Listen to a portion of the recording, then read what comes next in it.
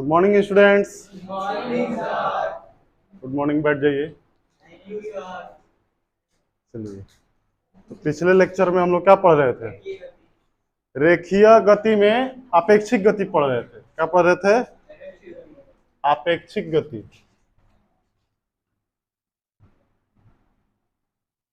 अपेक्षिक गति। अपेक्षिक गति हम लोग कुछ पढ़ चुके थे कुछ दूर, जिसमें क्या होता था, अब तक हम लोग क्या पढ़े थे कि किसी भी गाड़ी का या वस्तु का अध्ययन हम लोग जमीन पे बैठ के करते थे। हमारा प्रेक्षक कहाँ बैठा होता था? जमीन पर। और जमीन से जो गति का अध्ययन होता है वो क्या होता है? पूर्ण गति कहलाता है, एब्सोल्यूट मोशन। अब जो है, एक व्यक्ति किसी गाड़ी पे होगा और दूसरा व्यक्ति भी किसी दूसरे गाड़ी पे हो सकता है, बाइक पे हो सकता है, पैदल हो सकता है, दौड़ता हुआ, कुछ भी हो सकता है। मतलब दोनों के दोनों जो है गतिमान हो सकते हैं। पहला मान लीजिए v2 वेग से गति कर रहा है और दूसरा, पहला v1 से और दूसरा v2 से। दोनों एक ही दिशा में भी जा सकते हैं और दोनों अलग अलग दिशा में भी जा सकते हैं। ये सारा चीज हम लोग डिस्कस कर चुके थे। उसके बाद ग्राफ के टर्म में हम लोग स्थिति के लिए देख रहे थे, जिसमें स्थिति में परिवर्तन हो रहा था। तो फार्मूला डायरेक्ट आपको बता दिएगा कि v1 2 यानी गाड़ी एक का वेग 2 के सापेक्ष में निकालना हो तो v1 माइनस v2 कर दीजिए और दिशा का ध्यान रखिएगा। दिशा x अक्ष में चल रहा है तो हम लोग I से लिखते हैं, और y में जा रहा होगा तो j से, और z में जा रहा होगा तो, अब माइनस में जा रहा होगा तो माइनस भी लगाया करेंगे। ये सारा चीज हम लोग को पता है। तो आज जो है उस चीज को आगे कंटिन्यू किया जाए। तो जितना फार्मूला आप पढ़े हैं अब तक के लिए, v बराबर u plus a T, delta x बराबर u t plus half a t square, और v स्क्वायर बराबर u square plus 2a delta x, सारा का सारा अप्लाई होगा। बट अब जो है सापेक्ष में निकालना होगा, दोनों के लिए देख के निकालना होगा। तो सीखेंगे हम लोग। पहले कल वाला डायग्राम फिर से बनाया जाए, ठीक है? तो इस प्रकार का हमारा ग्राफ बना हुआ था, और इसमें हम लोग को ऑब्जर्वर को कहाँ बैठाए थे? प्रेक्षक को मूल बिंदु पे। कहाँ? मूल बिंदु पर। और हम लोग कहे बोले थे कि माना कि एक बिंदु यहाँ है ए, तो बताओ ए का निर्देशांक क्या होगा? 4,6। 4,6, ठीक है। और इस बिंदु को दर्शाना होगा तो हम लोग तीर का प्रयोग करते थे इस प्रकार से, ठीक ना? और तीर का जो पूंछ होता है वो प्रेक्षक के पास, और सिर कहाँ होगा? तो जिसको देखा जा रहा है, जिसका अध्ययन हो रहा है, उसके पास। यदि कोई व्यक्ति ए से उठ के बिंदु बी तक चला जाता है तो बिंदु बी का निर्देशांक कितना है? 8,2, ठीक है। तो बी से उठ के आएगा तो ऐसे आएगा, आएगा ना? ठीक है। बिंदु ओ से यानी ओरिजिन से, मूल बिंदु से इसका खींचिएगा स्थिति वेक्टर तो ऐसे आ जाएगा।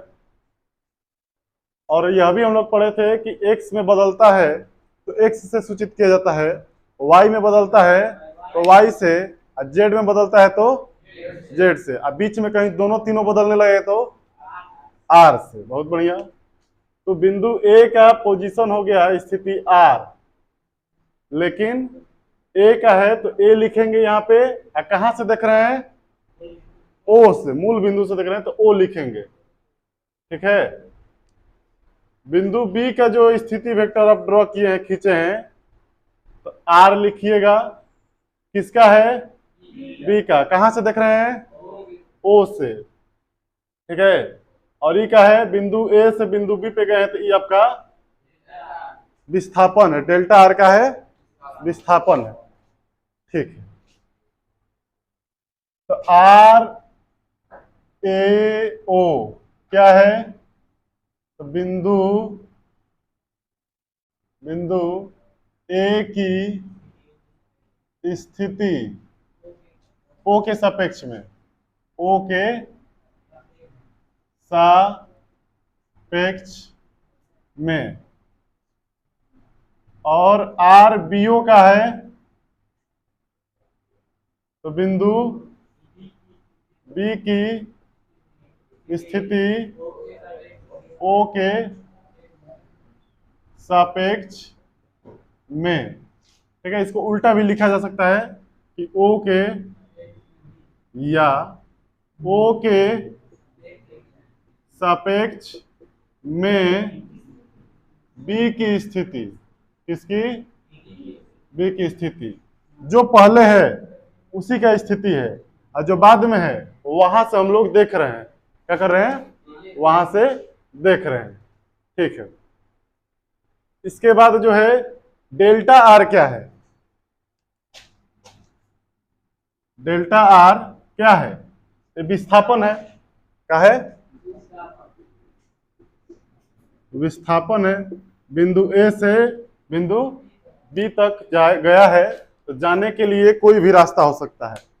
जाने के लिए कोई भी रास्ता का चयन किया जा सकता है, बट आपके लिए विस्थापन पूछा जाएगा तो पहले स्थिति कहाँ था, बाद में स्थिति कहाँ है, वो पूरा विस्थापन निकल जाएगा। स्थिति में कितना का परिवर्तन आया है उसी को विस्थापन कहा जाता है। ठीक है, यहाँ से अपेक्षिक गति हम लोग पढ़ने जा रहे हैं, तो हम लोग को फॉर्मूला चाहिए सर, तीनों जो बताए हैं, v बराबर u plus a t, v square बराबर u square plus 2a delta x या एस, जो भी लिखा जाए, डेल्टा एक्स बराबर u t plus half a t square. तीनों फॉर्मूला चाहिए ना। ये तीनों फॉर्मूला अब तक हम लोग लगा रहे थे ऑब्जर्वर को मूल बिंदु पर मान के, जमीन पर मान के, मतलब कि वो नहीं चल रहा है। लेकिन इस बार जिसका अध्ययन किया जाएगा वो भी चल रहा है, और जो अध्ययन कर रहा है वो भी चल रहा है, दोनों चल रहा है, इसलिए सापेक्ष गति आया है यहाँ पे। ठीक है, अपेक्षिक गति आया है, तो तीनों फॉर्मूला जो आएगा यहीं से आएगा, एकदम ध्यान देना है, बिल्कुल आ जाएगा। जैसे स्थिति को परिवर्तन कीजिएगा तो क्या कहलाता है? स्थिति में परिवर्तन,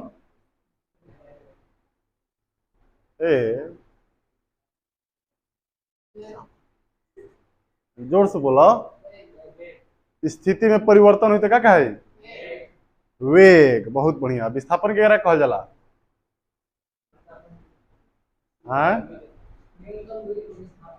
स्थिति में परिवर्तन को विस्थापन कहा जाता है। स्थिति में परिवर्तन का समय के सापेक्ष में दर निकालिएगा तो उसको वेग कहा जाता है, और समय के सापेक्ष में वेग परिवर्तन का दर निकालिएगा तो क्या कहलाएगा? त्वरण कहलाएगा। ठीक है, तो यहाँ सब कुछ आ गया है, डेल्टा आ गया, विस्थापन आ गया है, खाली इसको समय से भाग दे देंगे तो क्या बन जाएगा? वेग बन जाएगा। अब वेग को फिर समय से भाग दे देंगे तो क्या बन जाएगा? त्वरण बन जाएगा। तो कैसे बनेगा, क्या होगा? वो माइनस कर रहे थे सर, वो कैसे आएगा कि एक में से दूसरे को माइनस कर दीजिए, तो आता है त्रिभुज का नियम। यहाँ देखिए त्रिभुज बन रहा है कहीं, ओ से ए तक, ए से बी तक, ओ से बी तक। तो त्रिभुज में आपको याद होगा कि दो को वेक्टर जोड़ा जाता था, ए और दूसरा वेक्टर बी। तो कैसे जोड़ते थे हम लोग? ए पे, ए के सिर पे बी का पूंछ रखिए, सब रख लीजिएगा, तो वापस आके सीधा यहां से यहां पहुंच जाइए, ए के पूंछ से बी के सिर तक पहुंच जाइए, और यही आपका जो है परिणामी होता था। क्या होता था? परिणामी होता था। तो इस त्रिभुज को देखने से क्या लग रहा है? ओ से यहां देखा जाए, परिणामी उसको बोलते हैं, किसको? तो जिसका सिर से सिर मिला हो और पूंछ से पूंछ मिला हो, तो ये आर है, जो किसी के साथ पूंछ से पूंछ मिलाया है और किसी के साथ सिर से सिर मिलाया है। बाकी किसी को बी को देखिएगा तो इधर सिर से सिर मिलाया है, इधर पूंछ से सिर मिलाया है। इसको देखिएगा तो ये पूंछ से पूंछ मिलाया है, बट यहाँ पे सिर से पूंछ मिलाया है। तो ऐसा तीर, ऐसा वेक्टर जो एक तरफ पूंछ से पूंछ मिलाए हो और दूसरे तरफ सिर से सिर मिलाए हो, ऐसा कहाँ है? इसका जो है तीर यहाँ है, ये है एओ, यहां से स्टार्ट हुआ है, ये ए बी यहाँ है, फिर बीओ है यहाँ है, तो सिर से सिर देखिए सर हे दे मिला है, अब पूंछ से पूंछ हे दे मिला है, मतलब कि परिणामी जो है बीओ है। कौन है परिणामी? कौन है? कैसे आता है? दोनों को जोड़ने से आता है ना। तो त्रिभुज के नियम से, किसके नियम से? त्रिभुज के नियम से क्या होगा? परिणामी कौन है? आर बी ओ बराबर R A O plus R, R नहीं डेल्टा आर है, डेल्टा आर आएगा ना? है आएगा कि नहीं आएगा?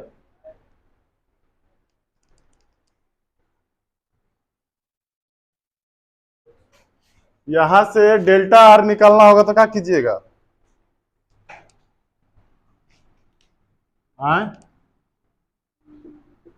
डेल्टा आर निकालना होगा सर, तो आर ए ओ को इधर भेज देंगे, हमारा डेल्टा आर बच जाएगा। तो इसको इधर भेजेंगे तो क्या होगा? इसमें से घट जाएगा ना, यानी डेल्टा आर क्या हो जाएगा? R B O minus r A O हो जाएगा। तो यही आपका विस्थापन आ चुका है। और चूंकि मूल बिंदु के हिसाब से देख रहे हैं, कहीं और से नहीं देख रहे हैं, या फिर वस्तु जमीन पे होगा, ये रुका हुआ होगा, मूल बिंदु पर जो प्रेक्षक है वो रुका हुआ होगा, तो उसका वेग 0 हो जाएगा। तो डायरेक्ट हम लोग लिख सकते हैं डेल्टा आर बराबर आर बी माइनस आर ए, लिख देंगे। आर बी ए, बी माइनस ए क्या है? इसको शॉर्टकट में हम लोग देखे थे, तो आर बी ए है ना, बी का वेग ए के सापेक्ष में, बी में से ए घटा दीजिए, तो बी को देखा जा रहा है ए पे बैठ के, बी को देखा जा रहा है ए पे बैठ के, आपका आ जाएगा, यहां से यहां विस्थापन आ जाएगा। आ रहा है समझ में? तो इसको लिखो, आगे जो है वेग और त्वरण तीनों निकाला जाए, दोनों निकाला जाएगा। ठीक है, तो चलिए आगे बढ़ा जाए। और आगे बढ़ने के क्रम में हमारा जो रिजल्ट आया है, क्या आया है? Delta r equal to r B O minus r A O, क्या आया है? Delta r equal to r B O minus r A O. ठीक है, तो हम लोग जो है यहाँ से आर बी ओ यानी बी का स्थिति ओ के सापेक्ष में, ओ आपका मूल बिंदु पे है, ये फिक्स मान है, 0 वैल्यू है इसका। तो डायरेक्ट आप यहाँ लिख सकते हैं delta r equal to r B minus r A, यानी बी का और ए का हो जाएगा यहाँ से। तो बी माइनस ए होता है आर बी ए, होता है? नहीं होता है, माइनस आर ए। कल बताया गया था ना, V12 लिखा गया हो तो V1 माइनस V2, V21 लिखा हो तो V2 माइनस V1, और वैसे ही यहाँ RB माइनस RA है, यानी कि RBA है, 1 माइनस 2 1 2 है, तो B माइनस A BA होगा। ठीक है, कहाँ गया?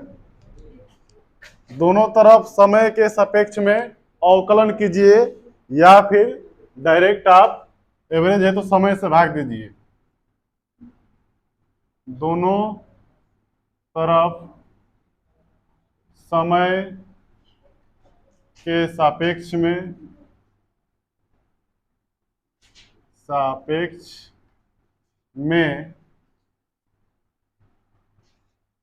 दोनों तरफ समय के सापेक्ष में अवकलन करने पर क्या होगा? तो डी आर बी ए बटा में डी टी बराबर डी आर बी बटा में डी टी, यहाँ पे ओ है, ठीक है ना, छुपा हुआ है, माइनस DRAO बटा में DT हो जाएगा।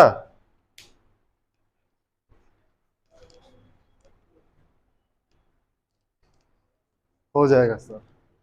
चलिए, विस्थापन बटा समय क्या होता है? वेग। तो यहां से आपको मिल जाएगा वेग का, मिल जाएगा भी किसका? तो बी ए का, बी ए यानी बी का वेग ए के सापेक्ष में बराबर, यहां पे आपको मिल जाएगा भी बी ओ यानी बी का वेग ओ के सापेक्ष में। देख लो, बी से ए जो है विस्थापन है ना, तो बटा समय क्या आएगा? वेग आएगा। अब बी से है ओ जो है ये क्या है? विस्थापन है, यहां से विस्थापन है। अब बटा समय क्या आएगा? इसका वेग आएगा। ओ ए यानी ओ से ए तक जो है ये विस्थापन है, इसके सापेक्ष में, तो इसका भी क्या आएगा? वेग ही आएगा। माइनस भी ए ओ यानी वेग आ जाएगा ए का ओ के सापेक्ष में। चूंकि ओ स्थिर है इसलिए यहाँ पे ये सब गायब भी कर सकते हैं, कोई दिक्कत नहीं है। यानी कि भी बी ए बराबर भी बी माइनस भी ए, ठीक है, हो जाएगा। तो देखिए डायरेक्ट आ चुका है, भी बी ए बराबर बी में से ए घटा लीजिए। चलिए, इसी प्रकार से आप त्वरण भी निकाल सकते हैं। इसी प्रकार से त्वरण ए बी ए बराबर ए बी माइनस ए ए हो जाएगा। नहीं हो जाएगा, समय से फिर भाग देंगे तो इस प्रकार से आपका आ जाएगा। और सारा का सारा समीकरण का है? सदिश रूप में है, तो दिशा के साथ रखना है। एक्स के तरफ जा रहा होगा तो आई लिखेंगे, वाई के तरफ जा रहा होगा तो जे लिखा जाएगा, और जेड के तरफ जा रहा होगा तो के लिखा जाएगा, और माइनस में जा रहा होगा तो माइनस आई माइनस जे माइनस के, ठीक है, लिख लीजिए। और इसके बाद जो है हम लोग न्यूमेरिकल अपना स्टार्ट करेंगे, ठीक है, लिखा जाए।